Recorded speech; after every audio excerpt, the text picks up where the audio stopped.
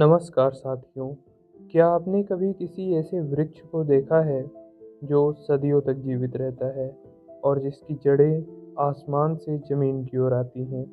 इसके पीछे कई वैज्ञानिक और आध्यात्मिक रहस्य भी हैं। तो आज हम बात करने वाले हैं भारत के राष्ट्रीय वृक्ष बरगद के बारे में। इसे हम कल्प वृक्ष, वट वृक्ष या अक्षय वट तथा कई और नामों जैसे बड़ या बरोह के नाम से भी जानते हैं। वैज्ञानिक रूप से इसे फिकस बेंगोलेंसिस कहते हैं। बरगद की सबसे खास बात है इसकी हवाई जड़ें यानी प्रोप्रूट्स। प्रोप्रूट्स टहनियों से निकलती हैं और हवा में झूलते हुए ज़मीन की ओर बढ़ती हैं। जैसे ही प्रोप्रूट्स ज़मीन को छूती हैं तो यह ज़मीन में अपना विस्तार करके एक मजबूत स्तंभ बना लेती हैं। इसी वजह से एक अकेला बरगद का वृक्ष देखने में एक छोटा जंगल जैसा लगता है।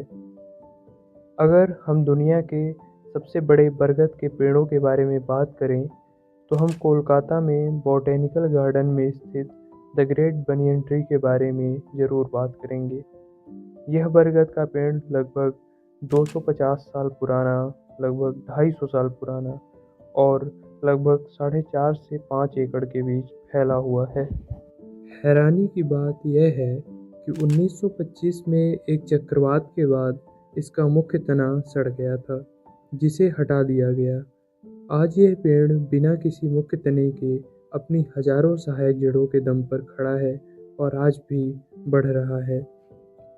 भारत में बरगद को वट वृक्ष कहा जाता है। हिंदू धर्म में इसे त्रिमूर्ति का प्रतीक माना जाता है।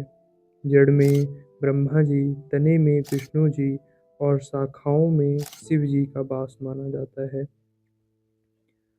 लेकिन इसके पीछे विज्ञान भी है।